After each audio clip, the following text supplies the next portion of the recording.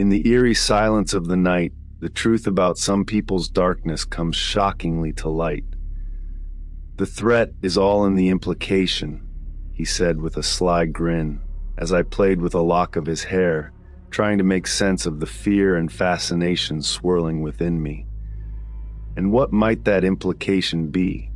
I asked, my voice barely a whisper against the backdrop of the inky sky, embroidered with stars. He turned his gaze towards the heavens, his smile broadening. "It's the silent warning of what could happen if you dare to reveal my little secret to the world." Pulling my hand back, I couldn't help but let out a sigh. "So after all the hints I've dropped, all the glances we've shared across the office, you choose now, in the midst of what I thought was our beginning, to confess that you're chasing a body count that rivals the most notorious of criminals?" His expression sobered, a hint of pride in his tone. 18 souls last year, 12 more this year. I'm just one shy from surpassing 30. His fingertip brushed against my cheek in a mockingly tender gesture. I crossed my arms, a shiver of unease snaking down my spine. "And you're convinced I'll keep your secret because of the implication? Look where we are, Emily. Miles away from the nearest soul, atop this secluded hill under the vast expanse of the universe." My heart raced. "I thought this was your idea of romance. I even dressed up for the occasion." "That doesn't need to change," he whispered, his voice a sinister melody. "And if I decide to unveil your secret..." Faster than a blink, his grip encircled my neck. "I have mastered the art of silencing a life. It's not about strength, it's about necessity." His eyes, cold and remorseless, locked onto mine. "Do you understand what drives a person to kill, Emily?" Gasping for air, I shook my head, my eyes wide with terror. "It's the survival instinct," he hissed, his grip tightening. "The instinct that kicks in when someone threatens to expose a darkness that was shared in confidence." Panic clouded my vision, the pain in my throat a grim anchor to reality. Yet, beneath the fear, a spark of defiance ignited within me. This wasn't how my story would end. Desperately, I reached into my purse, my fingers grasping at salvation. A sharp snap. The heel of my boot connected with his head, loosening his lethal embrace. I seized the moment, scrambling for my phone and hurling myself out of the car, the cold night air slapping against my face. I plunged into the dense forest, the shadows morphing into monstrous shapes, every sound a potential harbinger of my end. My phone was my only link to salvation, yet it mocked me with its silent screen. Onward I ran, driven by primal fear, until the forest spat me out onto a road bathed in moonlight. Headlights pierced the darkness, a beacon of hope. I flagged down the approaching vehicle, a surge of relief overwhelming me as I clambered into the safety of the truck's cabin. "The woods are no place for a lone soul," the driver said, his voice a balm to my frayed nerves. Tears streamed down my face as I recounted my tale of horror. "Please, you have to help me. He's trying to kill me." His expression turned grave. "I'll call it in right now," he assured, but his words were cut short by a chilling revelation. Another passenger, a man claiming to have been searching for his lost girlfriend, was sharing the ride. My heart froze as I turned to face him.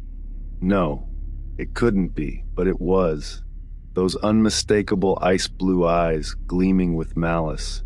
"If I count you and this kind trucker, my total will reach 35, he sneered, moving towards me. In that moment of terror, my survival instinct roared to life. With the last ounce of my strength, I struck him again, sending him reeling. I don't know what became of the trucker as I made my escape once more into the night, the darkness of the forest swallowing me whole. My phone, now a lifeline to the outside world, allows me this one avenue to cry out into the void. If this message is my last, Know that I fought until the end. I will keep running, keep surviving, until I can no longer. The chase is not over. The night is still young, and so is my will to live. In the dense, suffocating cloak of the forest, Jill's legs pumped with the kind of adrenaline only pure terror can summon. The moon, a sliver of cold indifference in the sky, offered scant illumination, turning shadows into menacing specters. Her breath came in ragged gasps, each one tasting of fear and the chill night air. Somewhere behind her, Bert, the embodiment of her nightmares, was surely closing in. His confidence, his ice-blue eyes now monstrous in their intent, haunted her every step. The idea that she had once found him charming, even attractive, twisted in her stomach like a knife. How could she have been so blind? As the woods seemed to close in around her, a glimmer of hope sparked. Ahead, through the tangle of trees and underbrush, a faint light beckoned. Not the cold, distant stars, but something warmer. Closer, civilization, salvation, perhaps. With renewed desperation, Jill pushed herself toward the light, each step an act of defiance against the fate Bert had planned for her. Emerging from the tree line, Jill found herself at the edge of a small, isolated cabin, its windows glowing with the promise of safety. For a moment, she hesitated. Who lived here, in the middle of nowhere? Could she trust them?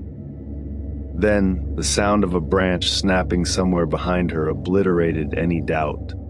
She sprinted to the door, pounding with both fists, her voice hoarse from screaming. "Please, help me! He's gonna kill me!" The door swung open almost immediately, revealing a middle-aged woman with sharp, assessing eyes and a shotgun cradled in her arms. She took one look at Jill's terror-stricken face and ushered her inside with a firm hand on her back. "You're safe now, honey. What's your name? Who's after you?" Jill, gasping for breath, spilled the story in fragmented bursts. The date, the confession, the escape, the second encounter with Bert in the truck. The woman's face hardened with every word. "I'm Mara," the woman finally said, locking the door and checking the windows. "And you've got nothing to fear here. This isn't the first time trouble's found its way to my doorstep. We'll handle your Bert." As they moved into the warmth and safety of the cabin, Mara laid out a plan. She had a landline, rare in these parts, but a lifeline for Jill. The first call was to the local sheriff, a longtime friend of Mara's who understood the urgency in her voice and promised immediate action. The second was to a neighbor a few miles down, a signal that Mara wasn't alone in this fight. Jill felt a flicker of hope. In this cabin, with this formidable stranger, she wasn't just a victim fleeing in the night. She was part of a stand against the darkness that Bert represented. But even as they prepared, the threat loomed larger than ever. Outside, the wind whispered and moaned like the voices of those Bert had silenced. Jill couldn't shake the feeling that this was far from over. Bert was out there, somewhere in the dark. And he was coming. Yet with Mara by her side, Jill found something like courage stirring within her. Bert had underestimated her once. He wouldn't make that mistake again. As they waited for the sheriff, Jill realized that no matter what happened next, she had already survived the worst. Now it was Bert's turn to be afraid. As the night deepened, an uneasy silence enveloped Mara's cabin, broken only by the sporadic crackling of the fireplace and the distant howl of the wind. Jill, seated at the sturdy oak table, her fingers wrapped around a mug of steaming tea, watched Mara pace. The woman moved like a caged animal, her eyes never straying long from the windows and doors. The shotgun, now resting against the table, stood as a grim reminder of the seriousness of their situation. The tension became almost palpable, a thick fog of anticipation and fear. Then, finally, headlights pierced the darkness. slicing through the night with the promise of aid. The sound of gravel crunching under tires drew closer, and both women tensed, preparing for what might come next. Mara peeked through the curtains, her body stiffening.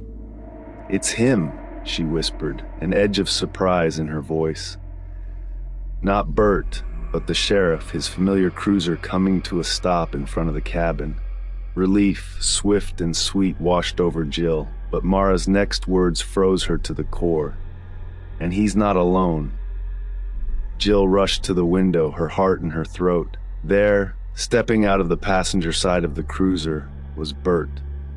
But he was handcuffed, his usual cocky demeanor nowhere to be seen, replaced by a look of defeat. The sheriff, a broad-shouldered man with a no-nonsense air, guided him toward the cabin with a firm hand on his shoulder. The door swung open, and the sheriff, with Bert in tow, stepped inside. Jill recoiled, instinctively moving away, but Mara stepped forward, her stance protective. "Easy now," the sheriff said, raising a hand. "It's over. We caught him trying to circle back here. Seems he didn't count on us being quite so prepared." Bert's eyes met Jill's, and for a moment there was something like remorse there, quickly masked by his usual arrogance. "Jill," he started, but the sheriff cut him off. "No, you've done enough talking," he said, pushing Bert gently but firmly into a chair. "Now, Jill, I need you to tell me everything that happened. It's important we get this right." As Jill recounted her harrowing tale, with Mara corroborating, the sheriff took meticulous notes. Bert remained silent, his head bowed, the fight seemingly gone out of him. When the story was told, the sheriff stood, nodding solemnly. "We've got enough to hold him on multiple charges, attempted murder for starters. He won't be harming anyone else for a long, long time." As they led Bert away, Jill felt a weight lift from her shoulders, a chapter closing. But the night wasn't done with its twists just yet. "Jill," Mara said once the cruiser's lights had faded into the night, "there's something you should know." Jill turned, finding Mara's expression inscrutable. "I knew Bert before tonight. He was my brother." The revelation hit Jill like a physical blow, leaving her staggered. Mara's connection to Bert, the reason she'd been so prepared, so determined, suddenly made a tragic kind of sense. "I'm so sorry, Mara," Jill whispered, but Mara shook her head. "Don't be. I've been trying to stop him for years, to bring him to justice without losing him to the darkness completely. Tonight, thanks to you, we finally did. You're safe now, and Bert will get the help he needs. It's more than I could have hoped for." The night's final twist left Jill grappling with a complex tapestry of emotions, fear, relief, empathy. As she processed Mara's revelation, she realized that their encounter, while born of terror, had forged something unexpected. A bond, resilient and profound, born of darkness but reaching tentatively towards the light. Thank you for listening to my channel.